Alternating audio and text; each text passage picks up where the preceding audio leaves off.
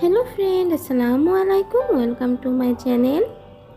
চলে আসলাম নতুন একটা ভিডিও নিয়ে। আজকে আপনাদের সাথে শেয়ার করব ফেলে দেওয়া লাউর খোসা দিয়ে খুব মজাদার একটা ভাজি রেসিপি। এখানে আমি একটা কচি লাউয়ের খোসা রেখেছি, এগুলো ফেলে দেয়নি। আর এখন এগুলোকে আমি ছোট ছোট করে কুচি করে কেটে নিব।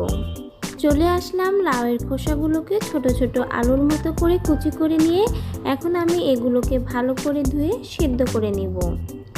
একটা পাতিলে গরম পানি করে রেখেছিলাম, তার ভিতরে লাউয়ের খোসাগুলোকে আমি 2-3 মিনিটের মতো সিদ্ধ করে নিব এবং পানিটা ফেলে লাউয়ের খোসাগুলো থেকে পানিটা ঝারিয়ে নিব।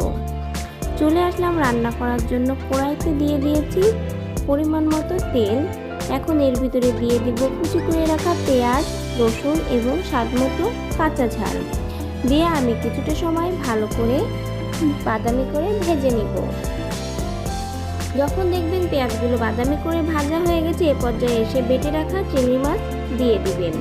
চিংড়ি মাছটা দিয়ে এর ভিতরে দিয়ে দিবেন স্বাদ মতো লবণ, হলুদ দিয়ে আরও কিছুটা সময় ভালো করে মশলাগুলোকে ভেজে নেবেন। মশলাগুলো যখন খুব ভালো করে ভাজা হয়ে তেলটা ফুটে উঠবে, এ পর্যায়ে এসে অল্প সেদ্ধ করা লাউয়ের খোসাগুলোকে দিয়ে দিবেন এবং ভালো করে মশলার সাথে মিশিয়ে নাড়িয়ে চাড়িয়ে ঢাকনাটা দিয়ে রেখে দিবেন। যে সকল বন্ধুরা এতটা সময় আমার ভিডিওটার সঙ্গে আছেন এবং পরবর্তীতেও থাকবেন, তারা অবশ্যই একটা লাইক করে ফুল ভিডিওটা কন্টিনিউ করবেন।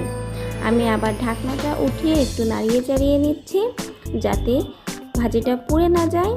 আবার ঢাকনাটা দিয়ে দিব। এভাবে সময় নিয়ে অল্প আঁচে বারবার করে নাড়িয়ে চাড়িয়ে লাউয়ের খোসাগুলো ভেজে নিতে হবে।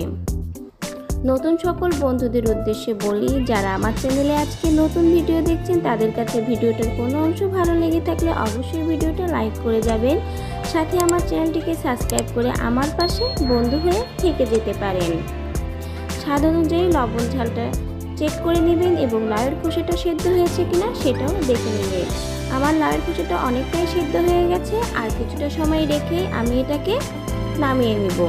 আমার চ্যানেলের যে সকল বন্ধুরা সবসময় আমার পাশে থাকেন, সাপোর্ট করে যাচ্ছেন, তাদেরকে অসংখ্য অসংখ্য ধন্যবাদ। ইনশাআল্লাহ আমিও আপনাদের পাশে থেকে সাপোর্ট করে যাব।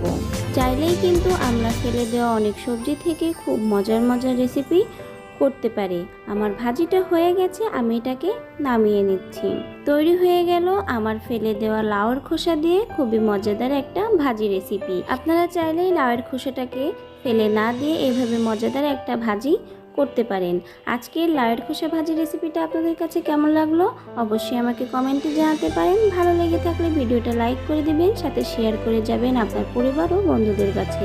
এতটা সময় নিয়ে ভিডিওটার সঙ্গে থাকার জন্য সবাইকে অসংখ্য অসংখ্য ধন্যবাদ। ভিডিওটা এখানেই শেষ করছি। আল্লাহ হাফেজ, আসসালামু আলাইকুম।